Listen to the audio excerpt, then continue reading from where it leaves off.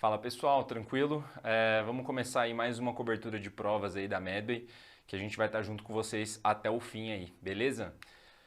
Bom, primeiro vou me apresentar para vocês. Meu nome é Ricardo, sou médico de família e comunidade formado pela Unicamp. E hoje eu vou trazer para vocês nossas dicas e apostas para a prova da AMP do Paraná, agora de 2025. E a gente vai falar sobre preventiva, a matéria mais importante da prova, beleza? Bom, então pessoal, a Medway a gente vai sempre fazer as apostas, né? Então, cada dia da semana anterior à prova, a gente vai repassar ali uma grande área da prova que está vindo e a gente vai revisar temas que são totalmente relevantes. Vamos ter as dicas de última hora também, que são alguns pontos que a gente vai relembrar para vocês ali na véspera da prova. Tem os nossos simulados pré-prova também, com apostas para esse ano, as lives de correção depois, com sugestão de recurso, análise das principais provas que a gente tem. E tem o Radar Medway também, que ali a gente vai ter a informação de todos os processos seletivos ali em um só lugar. A gente conseguiu centralizar tudo isso, então para isso se inscreve no canal, ativa o sininho aí e siga aí a Medway nas redes sociais para não perder nada, beleza?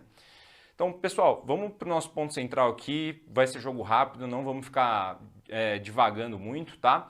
Bom, como que é a prova de preventiva da AMP, né? Então, vamos lá. Pessoal, é uma prova que ela mistura muitos pontos, né? Então, é uma prova tanto de raciocínio clínico, né? Então, com alguns casos clínicos que a gente tem que ter um raciocínio, tem que ter um domínio de conteúdo muito bom e algumas questões muito papum, com memorização, sem muito tempo ali para sabe, não sabe, tem que chutar. Muitas dessas condutas são condutas que a gente, como é o médico de família ali, o médico da APS, que ele vai ter que saber aplicar esses conhecimentos dele, tá bom? E algumas questões, muitas questões de memorização, principalmente com aspectos históricos do SUS, né? Então, médicos que foram muito influentes nas políticas de gestão do SUS, né? De como que é o nosso sistema público de saúde hoje em dia. É uma banca, pessoal, que ela se posiciona, ela tem um caráter político importante. Então ela cobra aspectos de atualidades, de políticas, de coisas que mexem no nosso cotidiano, tá? E muitas vezes também tem questões que são longas, que tem vários conceitos de um caso só, e aí entram muito naquelas questões de verdadeiro ou falso, né, da gente fazer uma afirmativa. Então é uma questão com um caso só, mas que cobra ali 4, 5 conceitos às vezes que a gente tem que saber.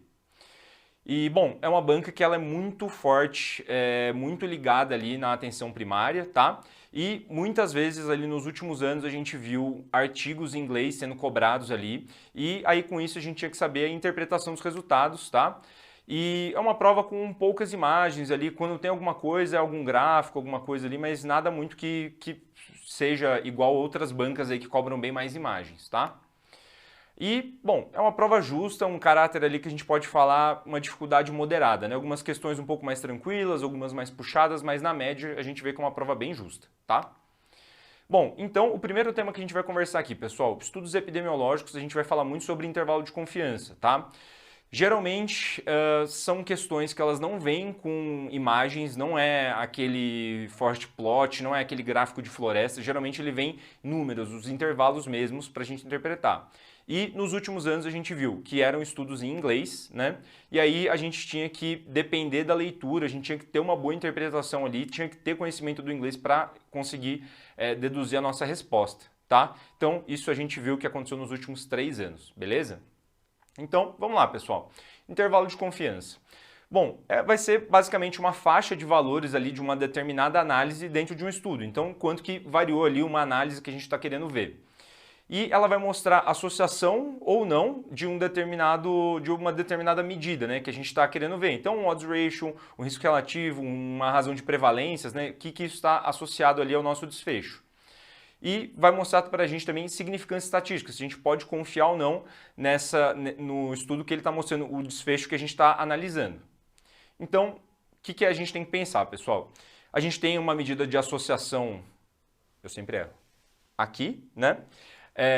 E aí aqui a gente consegue ver, né? Se o valor ele é igual a 1, a gente vai ver que ele não tem associação, propriamente dito. Então, se é um intervalo que ele passa pelo 1, o 1 vai ser o neutro aqui pra gente, tá? A gente vê que se for um valor maior do que 1, a gente vai ver que se associou como risco, tá? E a gente vê aqui, né? Se ele tem um valor menor do que 1, ele vai se associar como proteção, tá? Ou seja, a gente vai evitar ali um determinado desfecho. Então, pessoal, aqui a gente vê um exemplo, né? Então, aqui, né, a gente pode ver Então, dois valores extremos que eles estão acima do 1, né? Então, o que a gente está vendo aqui? A gente tem um valor de 2,75 que variou até 7,09. Então, o que isso quer dizer? A gente está acima do 1, logo a gente tem associação significativa aqui, uma associação de risco, né? Então, vai estar associado esse desfecho, né? A chance dele acontecer vai ser maior a partir desse fator de risco que a gente está avaliando, né?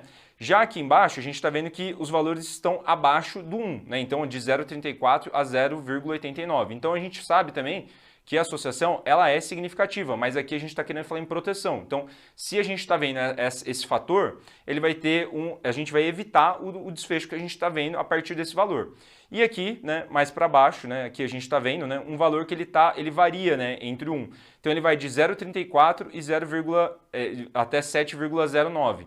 E aí a gente sabe que é uma associação que ela não tem não é significativamente estatística. O que eu gosto de pensar assim, pessoal? Pense da seguinte forma. Ele vai de 0,34, então em um momento essa variável que a gente está estudando, ela se comporta como proteção. E em algum outro momento ela vai até 7,09, então uma hora ela vira risco. Então assim, a gente não pode confiar em um fator que a gente está vendo que hora se comporta como proteção, hora como risco. Então, aí a gente coloca que ele não tem significância estatística para a gente, tá? Esse que é o raciocínio, o grosso ali que a gente tem que saber, beleza? Então, só para a gente ter uma questão aqui, só para a gente conseguir mostrar isso, obviamente eu não vou gastar o meu inglês fluente aqui, mas só para a gente ter uma ideia aqui, vou evitar de ler, já tentando dar uma traduzida ali. Então, essa questão ela traz para a gente aqui, né, com relação ao rastreio de câncer de colo retal, e ele coloca esse ensaio clínico randomizado, né, que foi feito um follow-up de 10 anos, né, de 259 casos de câncer de colo retal que foram diagnosticados em um grupo que foi convidado, né, comparado a um outro grupo de 622 casos que faziam um cuidado habitual ali, né? E fazendo uma análise depois desses dados, né, a gente foi ver que em 10 anos, 0,98% dos pacientes do grupo que foi convidado tiveram, né, o câncer de colo retal e 1,2% dos que eram do tratamento habitual tiveram essa doença, mostrando uma redução do risco, né, em 18%. E aqui a gente vai ver, né, vou mostrar aqui para vocês, aqui a gente consegue ver, né, que tem essa redução, né? Então vai de 0,7 até 0,93, ou seja, essa forma que a gente teve ali de fazer o rastreio, a gente viu que teve uma redução do risco, né? E aí ele continua falando pra gente, né, que o risco de morte, né, a partir do câncer de colo retal foi de 0,28 nesse grupo que foi convidado e de 0,31 no grupo que tinha o tratamento usual. E aí a gente vê aqui, né, que o risco, né, ele variou aqui, né, de 0,64 até 1,16. Ou seja, pessoal, a gente não pode confiar ali com relação ao risco de mortalidade desse estudo, tá? Que ele comparou, que esse grupo usual ele trouxe. Então, aqui a gente já consegue tirar essas conclusões, né? Para reduzir a incidência foi bom, mas para reduzir a mortalidade nem tanto, tá? E aí ele quer saber para a gente, né, a partir do texto, o que a gente pode falar. Então, vamos lá, a alternativa A fala que o grupo controle, né, teve 18% menos de pessoas com presença de câncer de colo retal. A gente viu que não foi isso, né, o grupo que foi convidado, que teve melhores desfechos, né. A gente vê que no estudo, a B, né, fala que nesse estudo o rastreio não demonstrou reduzir significativamente a mortalidade por câncer de colo retal. E é exatamente isso que a gente viu ali, certo? Bom, a C fala que o grupo convidado para rastreamento foi reduzida a incidência e a mortalidade de câncer de colo retal. A gente vê que a incidência sim, mas a mortalidade não, então a C está incorreta. A D fala que os dados eles são insuficientes para verificar se houve ou não evidência de rastreamento de efetividade no rastreamento para câncer de colo retal. A gente viu que sim, né, teve com relação à incidência. E a E fala que o rastreamento reduziu uma prevalência da doença de 0,02, apesar da mortalidade ter sido equivalente entre os dois grupos. Ele não fala absolutamente nada sobre prevalência, a gente não pode afirmar nada com relação à mortalidade, porque não teve relevância estatística, beleza? Então aqui seria B o nosso gabarito, questão que caiu ano passado no MP, beleza? Bom, pessoal, o nosso próximo tema agora vão ser os indicadores de morbidade, tá? Então, basicamente, eles são dados, né, que vão medir a frequência de agravos dentro de uma determinada população, né? E os mais cobrados, né, os mais famosos, vão ser a prevalência e a incidência, beleza? Bom, então vamos lembrar, pessoal, o que é prevalência, né? Basicamente, gente, vai ser o número de agravos que a gente tem numa determinada população, né? Vai ser uma amostra da presença, né, de um agravo, de uma doença numa determinada população dentro de um recorte de tempo. Então vai ser uma foto, né? O exato momento que a gente está querendo ver que tem o total do número de casos de uma doença de um determinado local, nesse determinado período que a gente está falando, né? Dividido pela população suscetível a essa doença desse mesmo local, desse mesmo período. Então a gente sempre tem que comparar as duas coisas e aí a gente tem essa formulinha aqui que ela é extremamente importante que a gente tem que saber, tá? A fórmula da prevalência total de casos de uma determinada doença em um determinado local e num determinado período, dividido pela população suscetível a essa doença no mesmo local e mesmo período, tá bom? Bom, então, pessoal, o que a gente tem que saber, né, com relação à prevalência? Tem fatores que aumentam a prevalência e tem fatores que diminuem a prevalência. Então, o que a gente tem que pensar? Uma duração de uma doença maior, né? Então, doenças crônicas. Vamos pensar, se a gente for ver agora, né, o recorte de uma doença de diabetes, por exemplo, a gente vai ver, né, que com o passar do tempo, a tendência é que você aumente o número de pessoas com diabetes, porque é uma doença que ela é crônica, ela vai aumentando com o passar do tempo, que é diferente, por exemplo, de um resfriado, que ela vem, acerta rápido a gente e ela passa rápido. Então, quanto maior a duração da doença, mais, né, a gente vai colocando ali dentro do, pensa assim, né, dentro do saquinho ali do número de diabetes. Então, isso vai aumentando e com isso aumenta a prevalência, vai aumentar o número de casos, né? Então, aumentando o número de casos, aumenta a prevalência. Se a gente aumentar a sobrevida dos pacientes, uma droga que você tem uma sobrevida maior, aí com isso você aumenta a duração da doença, né? Número de novos casos, então uma incidência maior, né, que a gente vai falar logo adiante. Então, você tem mais novos casos, você tem mais casos de uma determinada doença.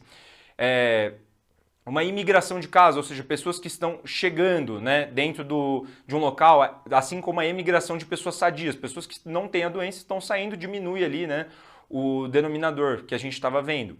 E uma melhora de recursos diagnósticos, aí com isso a gente aumenta o número de novos casos e um fluxo de registro melhor, com isso você consegue registrar mais casos de uma determinada doença. E aí, pessoal, aqui o contrário vai valer a mesma coisa. Então, se tiver uma duração menor da doença, uma maior letalidade, com isso você diminui a duração da doença, melhores tratamentos curativos, reduzir o número de novos casos, uma imigração, né, ou seja, pessoas sadias entrando, né, naquela população e pessoas que estão doentes saindo, tudo isso vai diminuir a prevalência, então é sempre a gente pensar nessa balança aí, tá bom?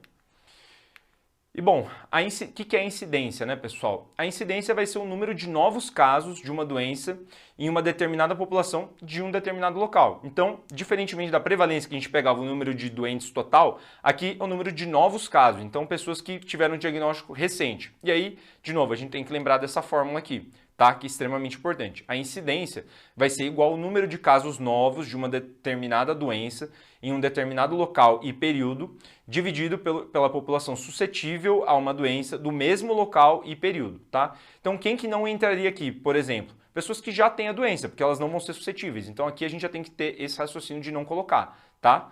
Então, sempre lembrar disso, beleza? E lembrar também que tem outra forma. Isso na MP nunca foi cobrado, mas nunca se sabe, né? A gente chama também a incidência de taxa de ataque. Isso são sinônimos, tá bom, pessoal? Se cair isso na prova de vocês, vocês já estão espertos, tá? Então, como que a gente pode aumentar a incidência, né? Se a gente tiver um programa de rastreamento, né? Então, dá novos diagnósticos de casos, né? E uma melhor acurácia diagnóstica. Então, a gente ter testes diagnósticos que são melhores e com isso a gente tem mais diagnósticos, mais novos casos de doenças, tá certo? E bom, como que a gente vai relacionar a prevalência com a incidência, pessoal? Elas estão diretamente ligadas, certo? A gente viu, né, que você aumentando a incidência, você aumenta o número de novos casos, logo você aumenta o número de casos que você tem naquele determinado local. Então elas estão diretamente ligadas, tá? E aí tem essa famosa fórmula, que é uma coisa que é bem cobrada também, que vai ser o quê? A prevalência, ela vai ser igual à incidência vezes a duração da doença. O que quer dizer isso, pessoal? Você tem o número de novos casos e a quantidade de tempo que vai durar essa doença. Lembra que eu falei para vocês que quanto maior a duração de uma determinada doença, maior vai ser a prevalência? Então é isso. Você tem um novo caso, por exemplo, de diabetes e o paciente ele tem um bom tratamento, consegue ter uma boa adesão medicamentosa. Então, assim, esse paciente ele vai viver mais tempo, com isso você vai ter a chance de você ter uma prevalência maior de diabetes, ela aumenta. Então, aqui a gente sempre tem que pensar, né, explicando, né, aquela lógica que eu falei para vocês. Então, aumento a incidência, você tem aumento da prevalência, uma duração maior da doença, você vai ter uma maior prevalência e assim o oposto é verdadeiro também, uma duração menor, uma prevalência menor, incidência menor, prevalência tende a ser menor também, beleza? Então, pessoal, vamos lá para mais uma questão. Bom, aqui o examinador coloca para a gente, né? Com a descoberta e a instituição de tratamentos para o diabetes que melhoram o prognóstico da doença, mas não levam à cura, a incidência e a prevalência desses agravos, o que vai acontecer com eles respectivamente? Então, vamos pensar, pessoal. Aqui a gente está melhorando o prognóstico do diabetes aqui, né? Então, a gente colocou um tratamento que vai fazer com que essas pessoas vivam mais. Então, vamos pensar na fórmula ali, né? A gente vai aumentar a duração da doença, então o tempo está aumentando. Então, se a gente está aumentando o tempo, a tendência é que prevalência aumente, né? Então, a gente sempre tem que pensar nisso já. Agora, a incidência, aqui a gente não está falando num diagnóstico novo, a gente não tem nada falando sobre novos casos. Pode ser que você melhore o tratamento e você vai aumentar a duração da doença, então essas pessoas vão ver mais, mas pode ser ali que você não vai ter nenhum caso novo ali que vai estar entrando, não necessariamente. Então, a incidência aqui ela está ligada mais a diagnóstico. Então, se a gente melhorar o tratamento, você aumenta a sobrevida das pessoas, mas você não aumenta o diagnóstico, logo você não aumenta casos novos. Mas aumentando a duração da doença, a tendência é que você aumente a prevalência. Então, se a gente for ver, é exatamente o que a D fala pra gente. A incidência não vai mudar em absolutamente nada, né? Você melhorando o prognóstico de uma determinada doença, mas a prevalência ela aumenta, faz todo sentido junto com aquela fórmula que a gente falou de prevalência igual a incidência vezes a duração da doença. Beleza?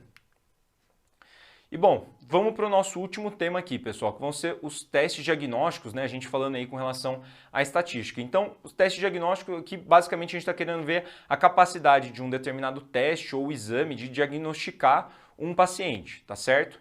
E a gente tem que lembrar que sim, os exames eles podem errar ou acertar, né? Vai depender tudo do que a gente está querendo testar desse exame, tá? E aí a gente pode ter falsos positivos, né? Que são o quê? Pessoas que têm um teste positivo, mas não têm a doença, são pessoas sadias, né? E a gente pode ter o falso negativo, né? Que vão ser pessoas com resultado negativo, mas estão doentes. Então, grave esses conceitos que eles vão ser importantes para a gente aqui, tá? Vamos lembrar aqui saber o que é sensibilidade dentro de um teste diagnóstico. Bom, a sensibilidade, pessoal, ela vai ser a capacidade de um exame detectar quem está doente de fato com um teste positivo, tá certo? Então, quanto maior a sensibilidade de um exame, né, vai ser maior a chance de eu encontrar os meus verdadeiros positivos que a gente está querendo ver, tá certo? Então, se eu tiver um exame que eu quero testar se o paciente ele tem um infarto mesmo, esse resultado, se o meu paciente que está doente, que tem um infarto, ele vai ter o teste positivo, eu preciso ter um exame com alta sensibilidade, tá certo?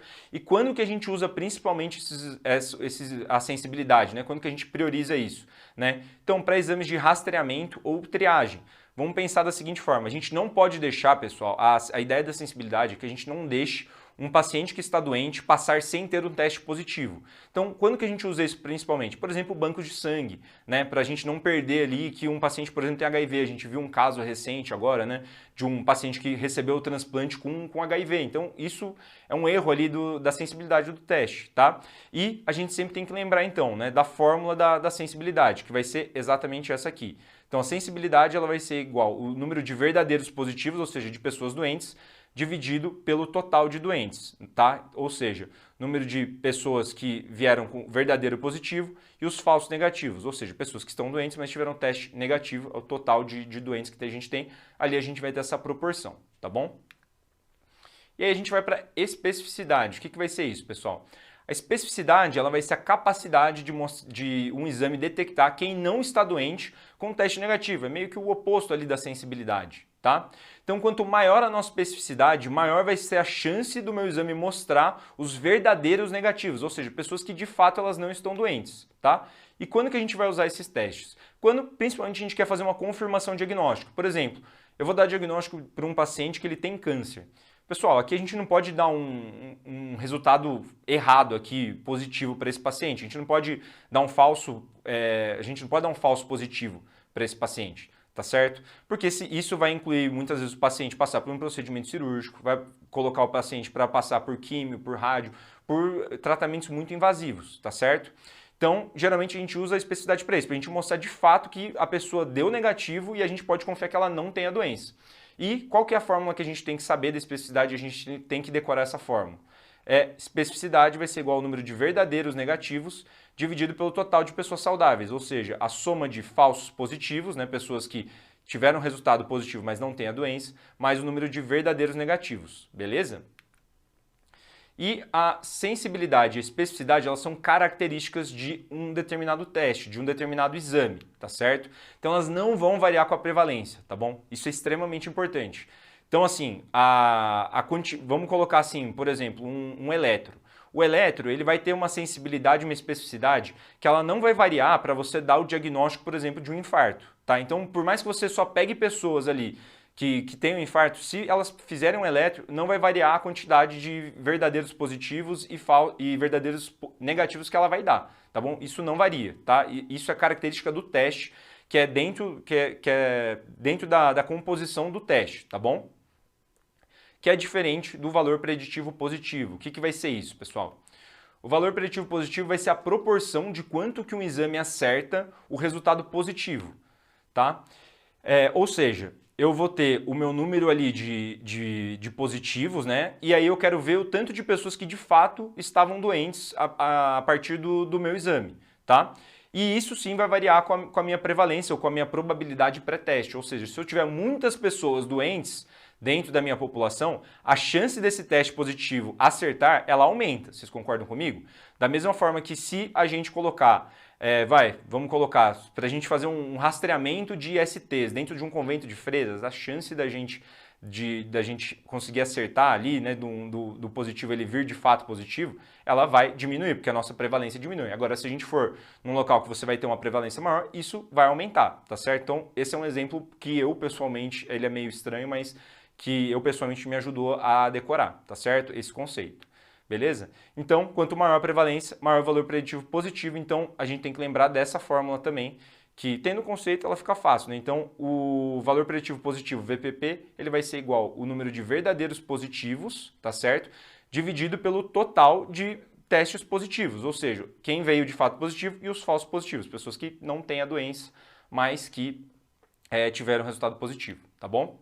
E aí a gente vai ter o valor preditivo negativo. O que vai ser isso? Vai ser a proporção de quanto um exame acerta o resultado negativo, tá certo? E aí, de novo, ele também vai variar com a prevalência e com a probabilidade pré-teste. E aí, quanto maior a prevalência, menor vai ser o nosso valor preditivo negativo. Menor vai ser a chance da gente acertar de fato um exame negativo. E aí, essa fórmula vai ser a mesma ideia. O número de verdadeiros negativos, ele vai ser dividido pelo número de total de testes negativos, ou seja, falsos negativos mais o número de verdadeiros negativos, tá bom? E aí, pessoal, a gente entra aqui naquela tabelinha tão famosa que a gente sempre pede para vocês acabarem montando, né? Então, a gente vê aqui, né? A gente sempre coloca o teste aqui desse lado, nas linhas, né? Então, teste positivo, teste negativo, e aqui nas colunas vai colocar pessoas que estão doentes e as pessoas sadias. Então, vamos lembrar, né? Então, aqui o número de pessoas doentes, o número de verdadeiros positivos, aqui a gente vai fazer a sensibilidade, né? O A dividido pelo A sobre A mais C. A especificidade, né? Então, o D dividido pelo B mais D. E o valor preditivo positivo, ou seja, a quantidade de vezes que o meu teste positivo acertou o número de doentes. Então, a gente vai colocar o A dividido pelo A mais B. E o meu valor preditivo negativo, o D, né, os verdadeiros negativos, dividido pelo C mais D. Beleza? Então, essa aqui é a ideia que a gente tem que lembrar e montar essa tabelinha, isso tem que estar medular na nossa cabeça. Ajuda tanto para a gente saber o conceito, quanto para acertar cálculos também, tá bom? Pessoal, vamos lá então para a última questão que a gente tem aqui. Bom, a última questão ela fala para a gente que considerando a acurácia, né, sensibilidade, especificidade de um teste, para a gente falar a alternativa correta. Bom, a alternativa A fala que o fator antinuclear tem sensibilidade de 98% para lúpus e por isso ele é um teste indicado para confirmar a doença. Pessoal, vamos lembrar, né? A sensibilidade ela serve para a gente descartar ou não, né, determinada doença. Então, pensa da seguinte forma, se você tiver um resultado negativo, né, do fator antinuclear aqui, a gente pode praticamente descartar lúpus, porque 98% dos casos eles vão acabar tendo esse fator positivo. Mas não quer dizer que isso vai confirmar a doença. Para isso a gente ia precisar de um teste muito específico, tá certo? E não sensível. Então a A está incorreta por causa disso. A B fala que um teste altamente específico, ele é adequado para a avaliação inicial de um diagnóstico diferencial, quando tem muitas possibilidades para serem consideradas. Pessoal, também não é isso. Quando a gente tem várias hipóteses diagnósticas, a gente pede a sensibilidade, porque a sensibilidade ela vai ajudar a gente a descartar possíveis diagnósticos que a gente não está pensando aqui. É aquela forma de triagem, né, que a gente comentou com vocês, tá? A C coloca aqui um teste com alta sensibilidade, ele deve ser utilizado quando se quer diagnosticar todos os indivíduos com uma doença, para a gente não perder caso. Opa! Então essa aqui, pessoal, é exatamente o que a gente falou. Só a gente pensar, né? Se a gente está, por exemplo, num banco de sangue, a gente não quer perder nenhum doador que tem HIV passando. Então a gente precisa ter uma alta sensibilidade ali para a gente não acabar transmitindo alguma doença. Então é exatamente essa a ideia da sensibilidade, tá? Para a gente não deixar nenhum caso passar. A D fala que quando o resultado de um teste com alta especificidade ele vai ser útil na prática clínica para afastar uma hipótese diagnóstica se o resultado ele for negativo.